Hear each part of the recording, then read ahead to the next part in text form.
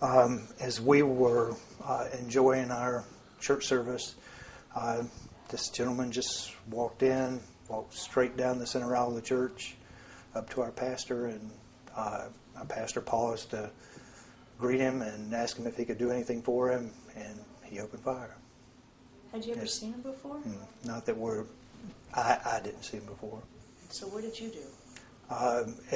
At first, after the first shot, I saw paper flying everywhere, and I was trying to make sense of it because it just seemed out of place. But then I could see that it was serious. It wasn't a game. It wasn't an illustration. It was for real. And his pastor made his way to try and escape. I just got up and went to help. And so what happened?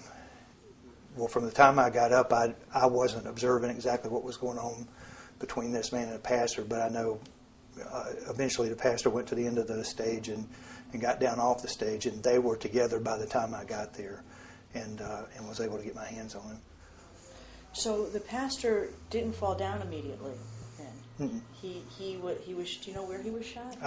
I don't. I mean, from the time he was on the stage, I don't know. So he's shot 3 times, and then he walks to the edge of the stage, and then the gunman is still with him? I don't think he was shot 3 times on the stage. I don't know. I mean, everything was just kind of a blur, but he was still trying to wrestle for his life. And so then you and another man jumped in to help. Yeah. Oh, I just ran and got behind the guy, managed to get my arms around him and pull him off the pastor. That's, and in the struggle there, somewhere within that struggle, he was able to stab me, but I didn't even realize I was hurt until after everything was all settled and we had that guy subdued. Where did he stab you? Right here in the chest. What, a superficial wound? It's pretty much to say. I mean, they said it's about 1 inch deep. And what did the knife look like? It's a pretty big knife. I saw it on the floor after everything was over. Like I said, I never saw him when he did it. When he brought up his hand, I thought he was trying to shoot me. I didn't realize he didn't have a gun. And so the knife, he sustained injuries. Did you think he did it to himself? Or? That's what the guys were saying. He's trying to cut himself.